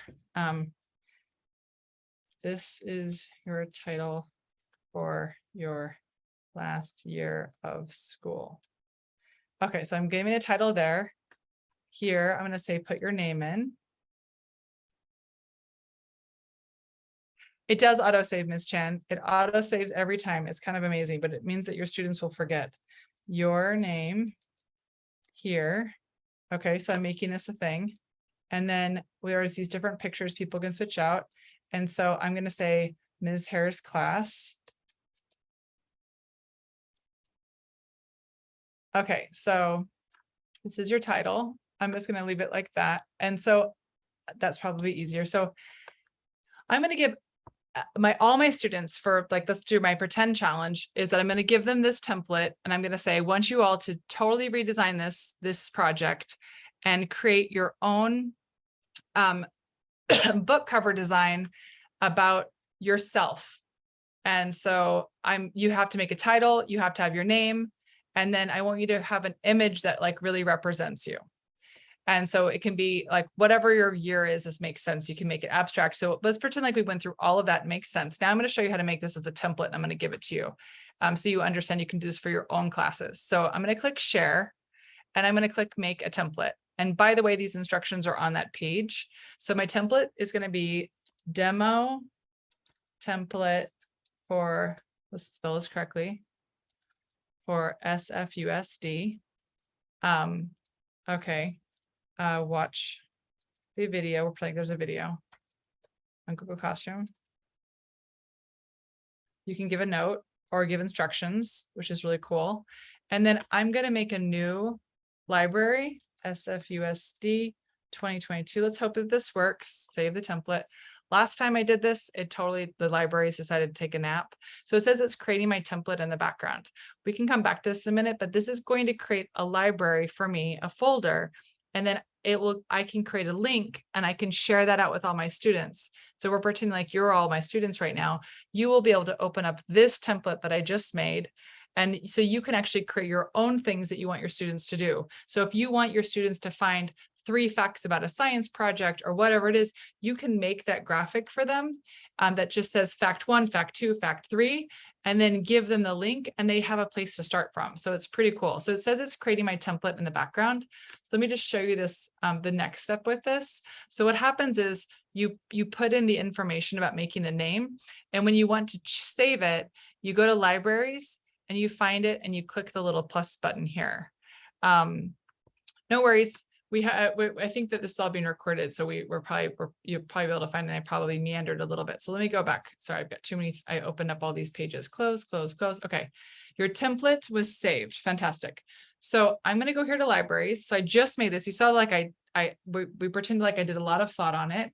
SFU USD 2022. And this is what's cool. It's going to load for a second. I'm going to go over here and I'm going to say make a public link. So you can invite your students, but that's a lot of work. So I'm going to say, I'm going to copy this link. I'm going to put this in our chat. And if you all click on this, it will open up that template for you and inside of a library, and you'll be able to work on it. So that's how hard it is to actually make challenges yourself for your students. So you can decide you want to have them do a book cover, or you want to do something else. You want them to start from some sort of a structure that you've created. You want to make sure that they have these different pieces. Then it'll open up for them and Express, and they can make it unique for themselves. And it gives them a launch pad to kind of start off with. So library not find. Now, let's see what happens if I do that. Copy link. I've copied it. Sometimes it takes a second. That's not really cool. Adobe Express. Let me see what happens if I paste it here. So it's showing up for me. It might take just a second, Ms. Chen, to like let it update, but it does. So what should happen is it should open like this, and then your students can click create from. And it'll take a moment, it'll create a new project. So it won't ever mess up with your template. It will just open up a new thing for them. So you can see this is now called my project. And now I can go in and edit this and make this unique to myself and my students.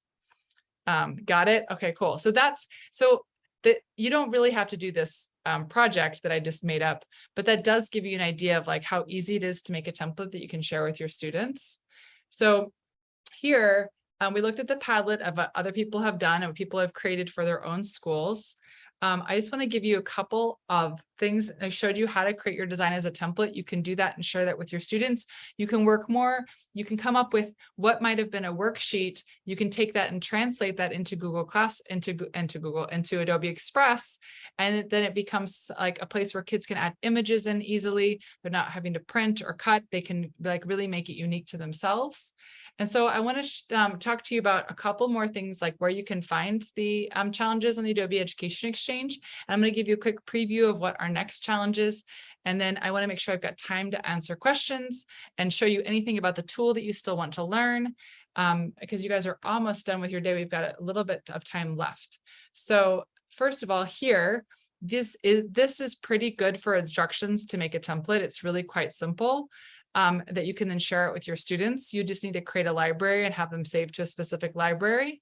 And then finally, with the last piece with this is if you go up here, this is why it's a good thing to log this. This takes you to a whole resource board for us in Adobe's Education Exchange that has challenges. And so Adobe's Education Exchange is totally free.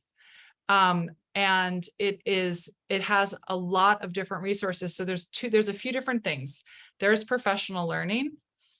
So you can see here we have self-paced courses that you can take. They're completely free. You can get Credly and get like PD credit for doing them through different accreditation. If you click on view all self-paced courses, you'll see I have one on digital portfolios. And these are just 30-minute classes, and they have a lot of assets with them. So if you click on them, you can go in and you can enroll. And once you're inside, it's totally free. Takes 30 minutes. You can like learn, and you have a bunch of different, you can learn how to do digital portfolios with Adobe Express, like I was talking about before. So that's a really fun piece to dig into. I think I've gotten too far. So then there's also teaching resources. And so we have collections. You can actually search through resources, and you'll see the different things like create an infographic, how to make a SMART goal. And so you can search for different pieces and find hundreds of lesson plans. We have an entire thing about teaching creativity with Adobe and Khan Academy. So you can find lots of lesson plans that are specific to certain grade levels. And so if you're not finding what you like, you can always go here and find resources, and then you can search for specific resources. Like if you are teaching primary school, and you can actually do a drop down and say not early childhood, but 3rd through 5th grade. And then you can actually say, I only want something that's less than 1 hour. And then I want to focus on mathematics. And all of a sudden you'll see all these awesome resources that are literally lesson plans you can grab and go with. So that's a really fun thing to share with. So that's the piece for this. So we can't share out our slide deck, but you have this page that gives you everything that you need to get going. So let me share this here again. That's our page. Yeah, so if your students create portfolios or web pages, let me go off script and show you this cool thing. I think I have a presentation I just did. I can show you what one of my students created. They're totally phenomenal. Let me open up this piece here. So if they make a web page, so let's go home here. You just do plus, and you do portfolio or web page is the same builder. It creates the Express site just like I shared with you. That's in the link in the chat. And so it lives on Adobe Express. So it will have kind of an ugly URL. It'll say page, and then it'll have the funny little numbers afterwards. But your students can create all of these portfolios in just minutes. It's totally life-changing. Portfolios are my favorite thing. And I'll share a portfolio with you one of my students made. Just show you how cool it is. So let me go to applications. This is on PowerPoint. I have a portfolio that I've saved. I wasn't planning on doing this, so let me share it with you all here.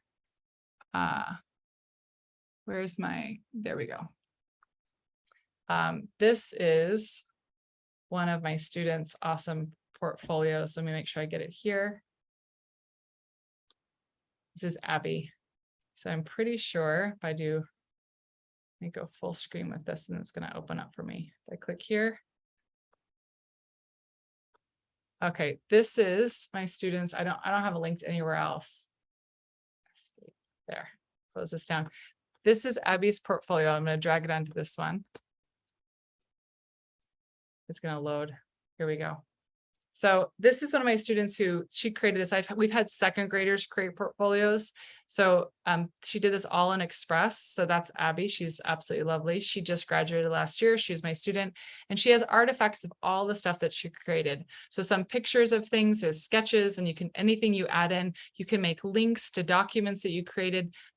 So she created this beautiful portfolio of all the work she did in one of my classes. She did this all in Express. And what was so fun is that it's such an easy page builder, because it's just plus button, it's just click. There's really great bumpers on this, so kids can't go totally crazy. But you can see that she was able to pick her top 5 projects that she made in my class, and was able to document not just the final artifact, but like the entire process that it took her to get there. And then at the end, I'll keep scrolling. She tells us what it is, and we see what she did to get there, like this beautiful "I'm proud of myself" poster she made. She also made her own font, because Abby's just that cool of a human being. And then she has her final reflection at the end. And so kids are really able to share and just like do a great record of everything that they've created or learned from you. And I started doing this about 5 years ago. And I can tell you, like, my parent teacher conferences were so amazingly different, because I didn't have to pull a bunch of things out and show them. We just opened up the website, and looked at what my students had done, and they cried and I cried. And so I'll show you like how simple it is to make a page. If you all, so anybody want to tell me in the chat if you want to do that or not. That was, so she was a high school senior, but we have graphic design. We have portfolios of kids that are second grade. And so really like they can, if they can take pictures of anything that they've done, they can create. So if you had a title, we just usually just like say, this is your name, is your main title. And then I would say like 5th grade or the specific subject that I'm in. And so if you want to learn more about it, this is, and like, this is just a half an hour course. I can do 5 minutes now. But if you sign up for the Adobe Education Exchange, this is totally free. Everything for teachers are free, just in case you're wondering. This is my course, and this is all about digital portfolios. So like I show how to get them. If you enroll, you have all these other things. So I'll pop this into the chat. I don't make any money sending you to this course, by the way, just that's what we made it. So that might help, Michael, if you want to learn more about portfolios. But as you can see inside the page builder, it's so completely simple. I can add a photograph in, and like, I'll pick this cool photograph that I see right here. Let me see if something's not loading. There we go. This picture. And what's cool is I keep scrolling down and I can add things. So I can add text and I can make it a title. So this is my portfolio. And then I can select this, and then like, let's pretend I'm going to add a picture in, just a quick picture. And then I can add videos in as well that I made in Adobe Express. So let me just add one photograph and then I'll share this with all of you. I'm just picking like literally random pictures. But what's cool is I brought these 2 pictures in. I'm going to publish this. And so you all saw that I spent like 30 seconds to make this. It's going to create a unique link. That link will always be my link for the page. So my students, they have to create a digital portfolio in my class because it's my course requirement. And so that they have a record of all the stuff that they did. And then they end up using them for college applications. So this is the page I made. I'm linking this for you all. So if I open this up here, you can actually see this is what the page looks like when it's finished. This is my portfolio. And if I scroll to the end, created with images and it gives the credit to any images that I brought in that I didn't make myself. And it does that automatically. So your kids don't even have to learn how to do that. So we only have 10 minutes left, and I want to get back in and share a couple of things. So please keep asking questions. But like literally the digital portfolio thing is life-changing. If your kids draw something, they take a picture, they bring it into their portfolio, they can make a video of themselves, they can bring it into their portfolio, they do a title, they do a reflection. The biggest projects, the most important things they do, they bring inside of it. It's so life-changing. So just let me talk to you about a couple more things, and then I'm supposed to give you time to do a review. Yeah, so no, it's the Charleston. It's so simple. It's digital portfolios are like life-changing. So the Education Exchange is where we are housing all of these creative challenges, and there's so much more. And just so you know, like to totally nerd out, basically Adobe stole like 3 educators who like got their PhDs from Stanford, and didn't really steal them, but empowered them, and they write all this incredible curriculum. And it's so great. So if you're looking for things and incredible things for your students to do, and even if this one says Photoshop on it, oops, sorry, not that way. This one says Photoshop, you can really do the same project in Express. Basically, you can do anything in Express. So you don't have to let that stop you. So go to the Education Exchange. I have that link for you. Sign in. And they will, then you have access to all of the free resources, and they have it in Google, they have it in PDF, they have whatever you need. So it's a really incredible resource that we've been developing. And then this is our back to school. You're the only group I've shared this with, but August 16th, we have a back to school template. So you all got in, you all worked with these things, you're all building these skills in Express, but we have a multi-page template where you have an all about me graphic. There's a goals graphic and a milestones graphic. So you could have them do with your students, like one a day or once a week, or do only one part of it. And so this is the preview of what it looks like. So, and the template we're sharing with everyone on Tuesday. So like your kids can switch a picture of themselves or a Bitmoji of themselves out. They can change the background, and we have this whole book graphic, and that's the theme. Like they open it up. This one is all about them, And so I'll, if I escape out of here and I'll make this all bigger. It asks them a bunch of questions, and we worked with teachers to make sure these are the most inclusive questions we could possibly think of. So kids aren't asked like, how was their summer, but it's like what their hidden talents are, what's the best thing about school, what their dream career is, where they want to go, their favorite music, their favorite animal, if they like things that are sweet, salty, or sour, and they can remix each one of these pages. It comes as one single template in a multi-page. And then the next one we have, and I should have done this differently, is a goals graphic. So kids can say like what their goal is for the year, or for a specific course, why it's important, and when they're going to know if they're successful. And then finally we have, then like what their milestones are to actually accomplish these goals. So by October, by January, by May, and of course you can switch these things out and say, hey, it's a semester long course, make it shorter, and how they're going to feel. So I'm really excited for this, and they can make this each uniquely to themselves, and they can take this and turn this into a video. So the back to school thing is actually launching on the 16th. So it's not available yet, but it will be on this page when it comes out. So if you click here to see our monthly creative challenges, I'll pop this in here. Right now we have our July challenge still up, and our back to school challenge was going to be open for 6 weeks. And so talking about earning prizes, if you do these challenges and you put the hashtag Adobe EDU Creative on Twitter or social media, and for the back to school challenge, it's 3 parts. If you and your students do this, we give out different swag pieces. And for this next challenge, here's where the page is if you want to bookmark it, if you and your students do like each part, I think you send in a picture, you tweet about it, they're giving away a backpack with an iPad in it and full of all of these creative tools to, like, I don't know if it's 50 or 100 teachers nationwide. So it's like the biggest giveaway we've ever done. It's really exciting. So definitely like participate in that. So I see Brian asked, how would you recommend both assigning these back to school pages to students and allowing other students to see them? I think that Padlet's the best way. Unfortunately, I wish that we owned Padlet and could just make it really open to people. So I don't know.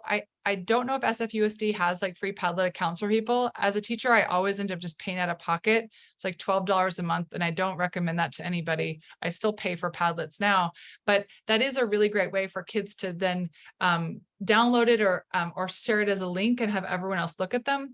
The other thing that's really great to do is I have my kids, if they're all in the same room and they're not virtual, then they get up and look at each other's graphics and they see them, or we just share the second All About You page. You can just download that one page and put that up. That's a really easy one.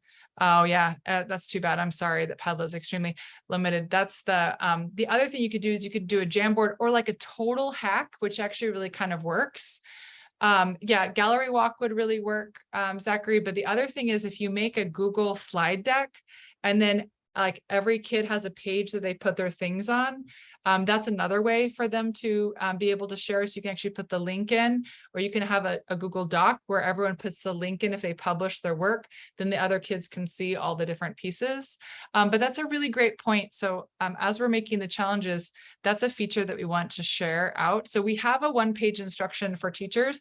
And then like what's really cool, let me see, we have time, we've got 5 minutes. Okay. Oh, I'm sorry. Let me put this up because you're supposed to do this, but I'll keep showing you some cool stuff.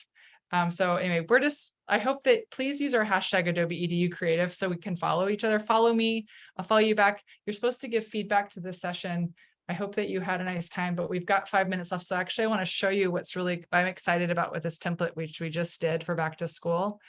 And I don't think I'm going to get in trouble because we haven't launched this yet, but since I designed it, I don't think anyone's going to no one's gonna like fire me about this or anything.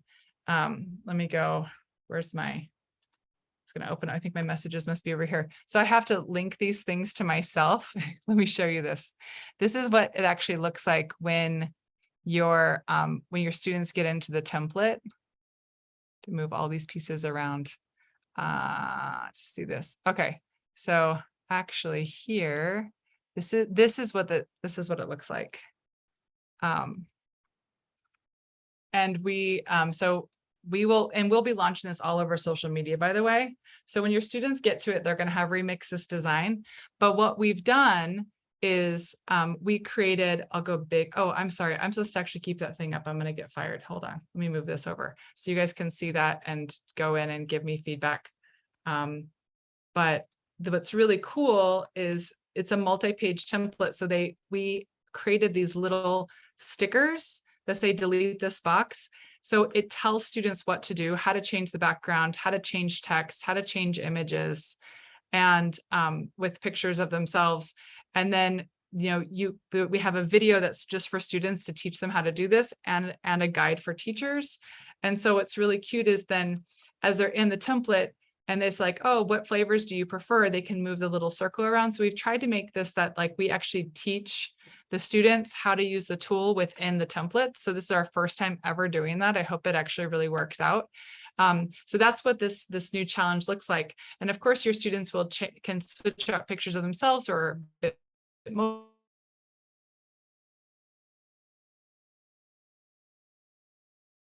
Oh dear, I just lose my connection. Did I lose connection? Am I still here? I lagged. Okay, great. That was terrifying. I was like, you just lost connection. All right. So we only have 2 minutes left. I won't keep blabbering on about everything, but we have a lot of great things. So I'm really excited. Thank you so much. Please follow me and tweet at me, DM me if you have any questions. Challenges are incredible because your kids they will blow your mind in what they're going to create. And it's such a great scaffold for you just to grab and go and make it meaningful. And then the portfolio thing, honestly, it was a life-changing thing for me as a teacher. So take the course or just tinker around with it and see how that works for you. But thanks so much for hanging out with me today. I really wish that we could have seen each other, and hopefully I'll come back in SFUSD in person and we can do this in person sometime. And so as you create things with your students, tag me on Twitter and different places so I can see and we can celebrate what you've done. But yeah, thank you all so much. I'll stick around if you've got questions.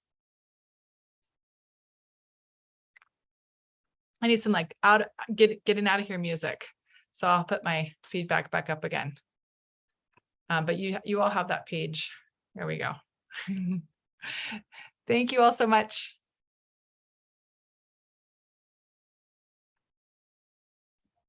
Thank you very much, Rebecca. Thank you. Have a great day, Julieta. To you as well. Bye-bye.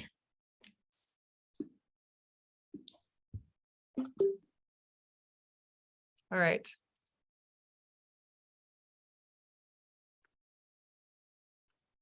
I think I'm supposed to stop sharing my screen. There we go. All right, everybody. I hope you have a good rest of your day.